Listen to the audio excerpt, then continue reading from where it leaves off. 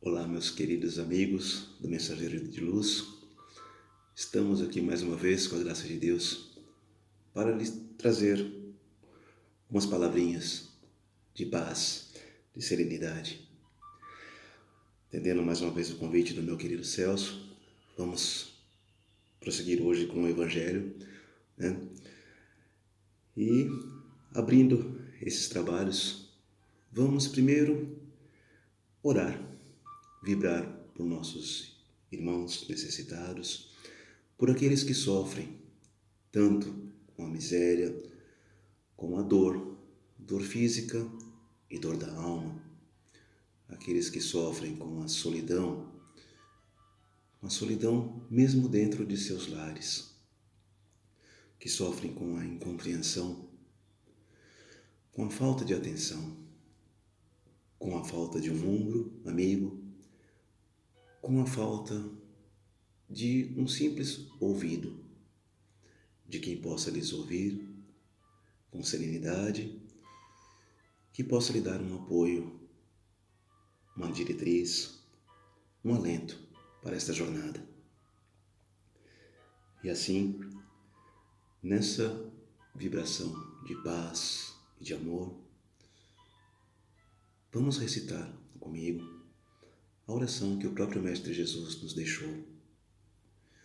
Do fundo dos nossos corações, meditando em cada estrofe, em cada palavra, que tenhamos sinceridade naquilo que dissermos, que possamos realmente praticar o que falamos. E assim, Pai nosso que estais no céu, santificado seja o vosso nome. Venha a nós o vosso reino. Seja feita a vossa vontade, assim na terra como no céu. O pão nosso de cada dia nos dai hoje. Perdoai as nossas dívidas, assim como nós perdoamos os nossos devedores. E não nos deixeis cair em tentações, mas livrai-nos de todo o mal. Que assim seja. Graças a Deus. E nesse clima ameno, de paz e de serenidade, vamos abrir nossa mente, nosso coração, colocar nosso espírito à disposição do plano maior, iniciando assim o nosso estudo dessa noite, terça-feira, 18 de agosto de 2020. Estamos ainda passando por essa situação complicada, uma situação nova para todos. Mas enfim, nós só passamos por aquilo que precisamos passar. E estamos juntos, mesmo que online, virtualmente, nós estamos todos juntos. Somos filhos do mesmo Pai, compomos uma só família. O Evangelho de hoje foi tirado do livro Caminho, Verdade e Vida, do nosso querido Chico Xavier, ditado pelo seu guia Emmanuel, e hoje é o capítulo 70, que tem por título Poderes Ocultos. Esse capítulo foi baseado no versículo do Evangelho de Marcos, que diz assim: E onde quer que ele entrava, fosse nas cidades, nas aldeias, nos campos, depunham os enfermos nas praças e lhe rogavam que os deixasse tocar, ao menos na orla do seu vestido. E todos que nele tocavam, saravam. Marcos, capítulo 6, versículo 56. Eu fui buscar lá no Evangelho de Marcos o teor todo desse versículo, né? E essa passagem se dá exatamente logo após, né, a primeira multiplicação dos peixes e dos pães. Nós sabemos que Jesus, depois de um de seus maravilhosos sermões, quis que os discípulos alimentassem aquele povo, aquela multidão que estava o acompanhando. E era muita gente, perto de 5.000 pessoas. E eles falaram: Mas mestre, nós temos aqui só 5 pães e 2 peixes. E ele disse: Tragam a mim esses pães e esses peixes. Eles trouxeram então os cestos com os pães e os peixes. Jesus abençoou aquele alimento e disse aos discípulos: distribuam a esse povo. eles distribuíram, alimentaram todos e ainda sobrou muita coisa, né? E ninguém entendia como pode isso. De onde vem esse poder? Não bastasse esse fato, Jesus ainda disse para eles, depois de terminado aquele banquete abençoado: subam na barca, atravessem o lago, né, e vão lá para Betsaida, que era uma cidade que ficava às margens daquele lago que eles estavam. E ele falou que eu mesmo vou despedir esse povo.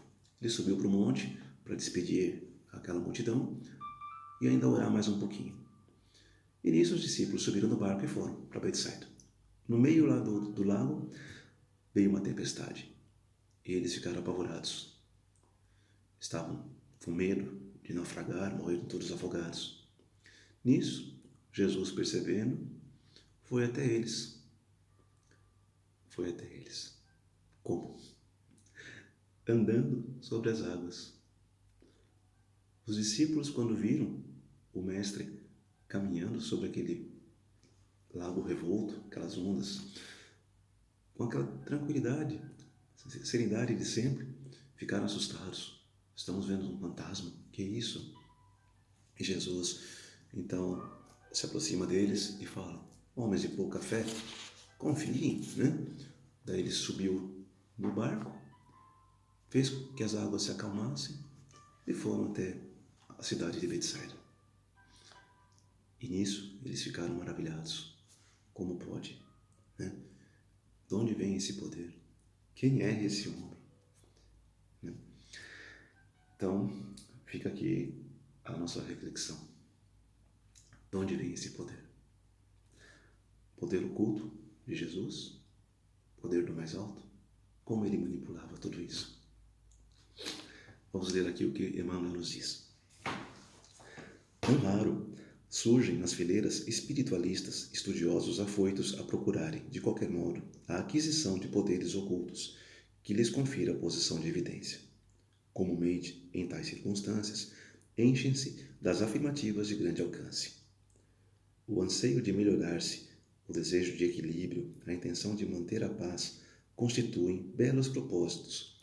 No entanto, é recomendável que o aprendiz não se entregue a preocupações de notoriedade, devendo palmilhar o terreno dessas cogitações com a cautela possível. Nós que estamos há algum tempo na seara espírita, realmente nos deparamos com isso. Talvez até nós mesmos já passamos por essa situação, com nossa própria culpa. Como toda novidade, nós queremos desfrutar daquele banquete de forma plena, tudo de uma vez.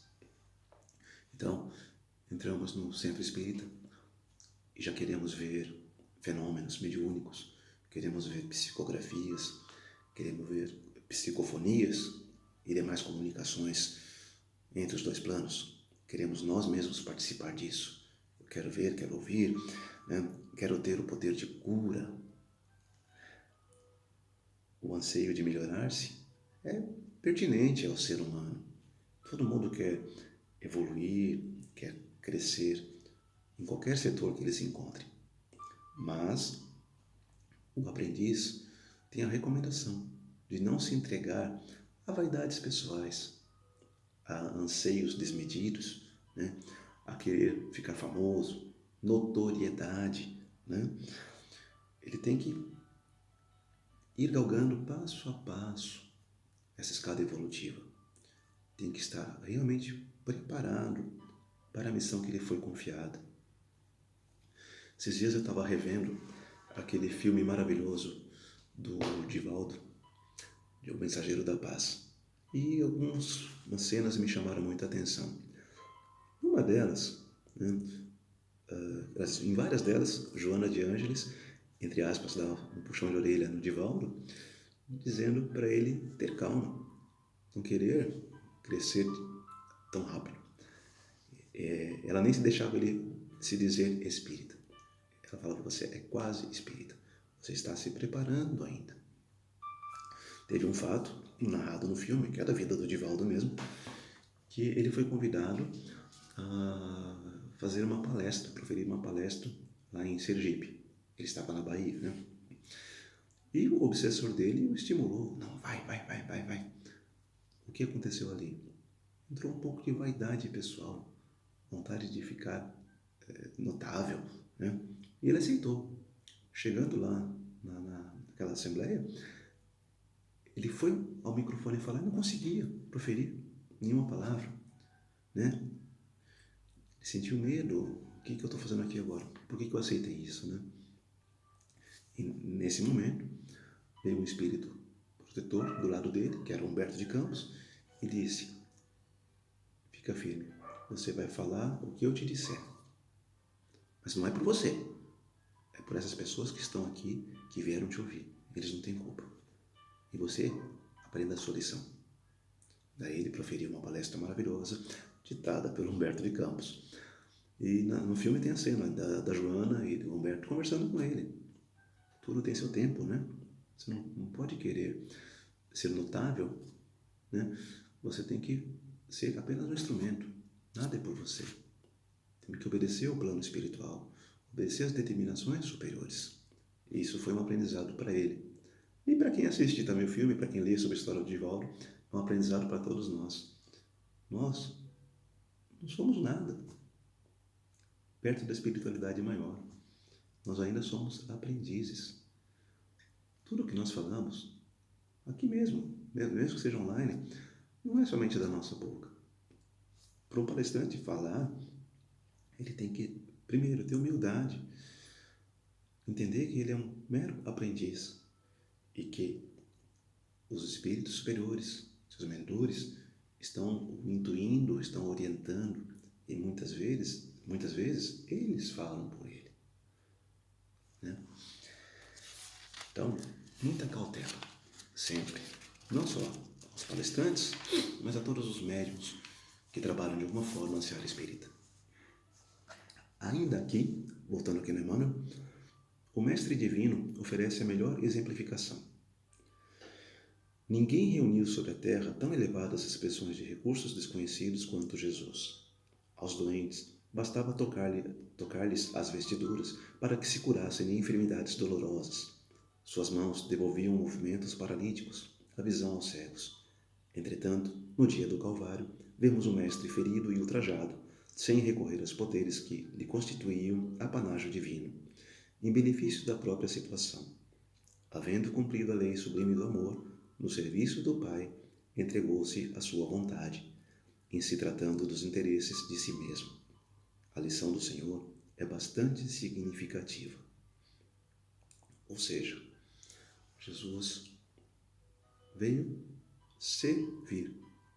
Ele veio para nos ensinar, nos deixou essa lição maravilhosa do amor, mas, antes de tudo, apesar da sua grandiosidade, né, ele veio nos servir. E como serviu? Quantas curas, quantos seres ele trouxe de volta para a luz, quantas pessoas ele fez brotar de novo o amor em seus corações, quanta compreensão ele nos trouxe. Nós temos aqui nos Evangelhos diversos relatos. Só alguns exemplos. Aqui aos doentes bastava lhe tocar as vestiduras. Nós temos até no livro Alguém Me Tocou, do nosso colega João Carlos de Luca, temos logo no começo do primeiro capítulo o episódio da mulher que foi curada, uma mulher hemorrágica, né, que tinha um sangramento que não parava. Ela era desprezada pela sociedade porque na religião judaica a mulher menstruada era tida como suja e ela não podia nem ser tocada, ninguém podia ficar perto dela. E essa pobre coitada passava por isso fazia anos. E ela era rica, mas com toda a sua riqueza, nenhum médico bem pago conseguiu curar o seu problema. Quando ela soube que Jesus estava na sua cidade pregando, ela foi lá no meio daquela multidão se arrastando, conseguiu chegar perto dele e tocou a barra das suas vestes, da sua túnica. E no momento que ela tocou, o seu sangramento parou. E daí Jesus falou para os seus discípulos que estavam à sua volta: alguém me tocou. E eles disseram: mestre, nós temos aqui uma multidão. Claro que alguém te tocou. Todo mundo quer pôr a mão no Senhor, né? Ele falou: não, alguém me tocou porque eu senti que de mim saiu o poder. Daí ele olhou para ela. Tinha sido ela, né? Ela, com aquela cara de piedade, pedindo quase desculpas por ter tocado o mestre. Ele falou: minha filha, a tua fé te curou. Vai em paz. O que Jesus quis nos mostrar aqui, com toda a sua humildade daquele que é a nossa luz, a tua fé, ou seja, não fui eu, Jesus, que te curou, foi tua fé. Jesus se colocou aqui como um instrumento de paz, um instrumento de amor. Em nenhum momento dos evangelhos, seja na cura do cego lá na porta do templo, seja na cura do paralítico, em todas as curas que ele fez, ele nunca dizia: eu te curei, eu sou poderoso. Não. Ele dizia para todos eles: meu filho, meu querido, a tua fé te curou, vai em paz. E algumas vezes ele dizia: vai em paz e não peques mais, corrija a tua vida. Jesus manipulava a energia do universo, que vinha do plano maior, simplesmente transportava para aquele irmão amado. Ele não dizia nunca: é o meu poder. Ele era apenas instrumento de amor. Quando ele estava na cruz, muitos disseram para ele: ué, você não é o Todo-Poderoso? Então desce daí, se salva. Você não pode, você salvou tanta gente, não pode se salvar a si mesmo? Cadê seu poder? E ele, na sua obediência ao Pai, na sua humildade, não fez nada. Por quê? Porque ele tinha que passar por aquilo, com toda a aceitação, a magnitude dele. É a minha missão, ser crucificado, mostrar para essa humanidade tão ingrata a que eu vim. Então, se ele agisse em benefício próprio, de nada valeria a sua vinda, tudo o que ele nos ensinou. E demorou muito para aquelas pessoas entenderem isso. Talvez até hoje alguns não entenderam ainda. As pessoas querem as coisas muito às claras, mas nem sempre o que parece estar muito às claras é o real, é o verdadeiro.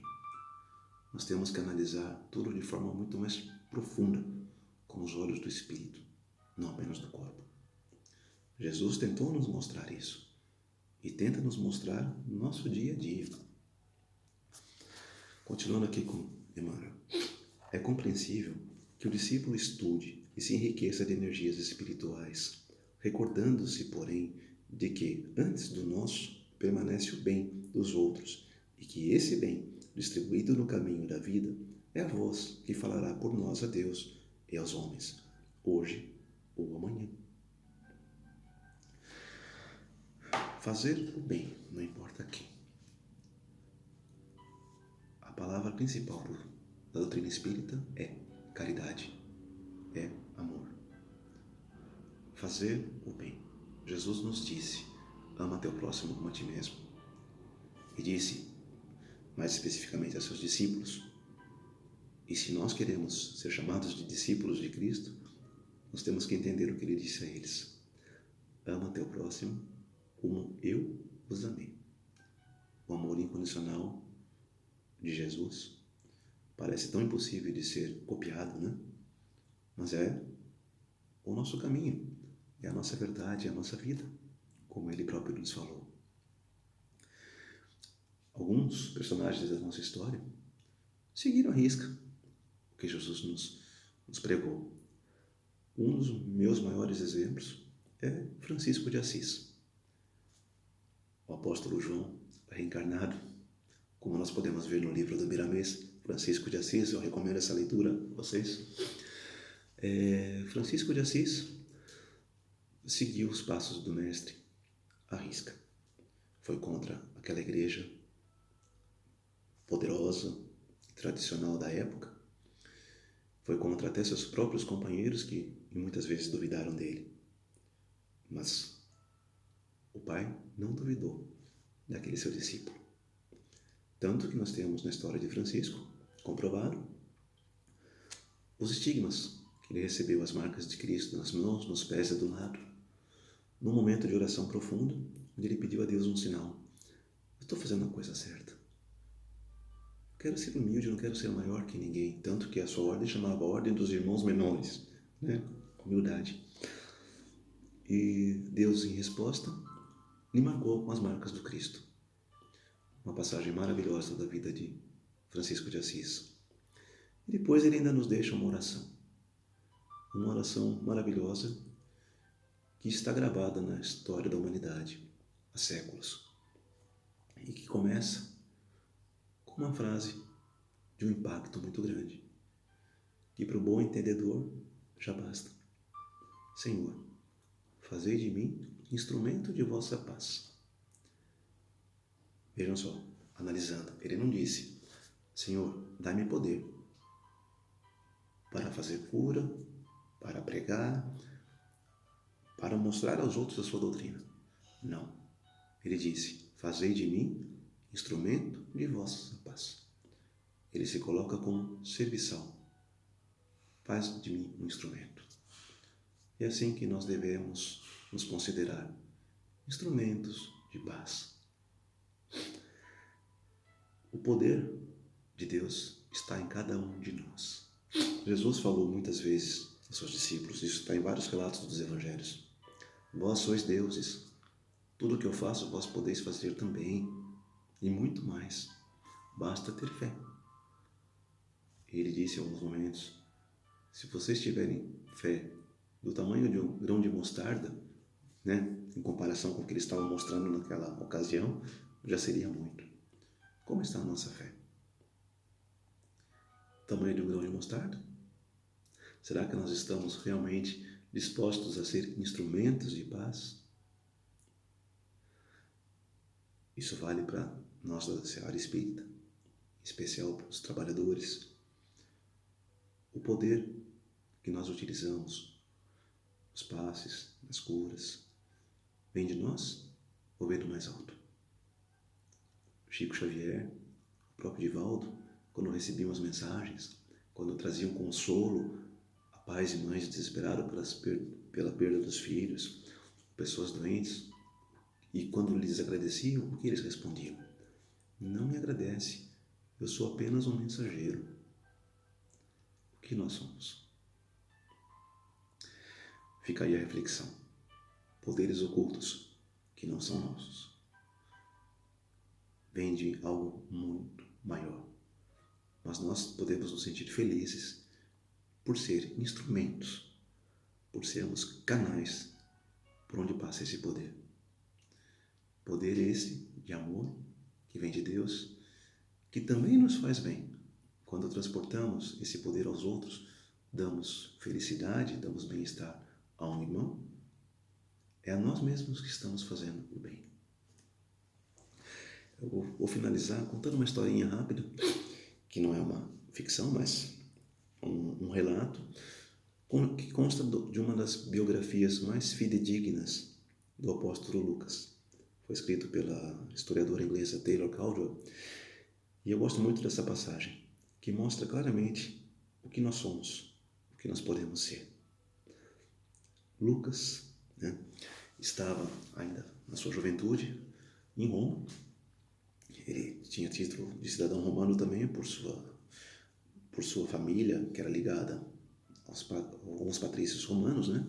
E ao próprio imperador Tibério, ele fazia parte do seu círculo de amizade, foi inclusive médico do imperador Tibério. Só que Lucas estava numa agonia, porque ele não estava conseguindo compreender a razão da sua própria vida. Ele tinha sentimentos controversos ele via coisas erradas na aristocracia romana, na sociedade romana, e via miséria, via pobreza, via sofrimento. Ele queria de alguma forma ajudar essas pessoas e sentia-se preso à sociedade que ele pertencia. Então, uma noite, ele estava caminhando por Roma, pelos bairros mais afastados. Ele gostava de andar por ali para ver a miséria do povo. Ele se condoía, né? Não é que ele gostava de ver a miséria, mas ele gostava de conhecer o outro lado para enriquecer o seu pensamento no sentido de fazer o bem. E se deparou com uma cena, um beco escuro, né? De um casal conversando, assim, sem se tocar. Mas ele notou o amor entre os dois e o desespero de um e de outro.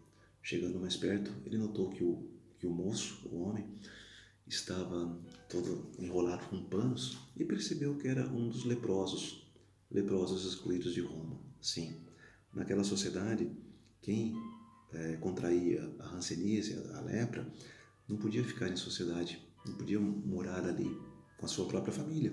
Eles eram excluídos. Eles iam para um lugar realmente chamado Vale dos Excluídos.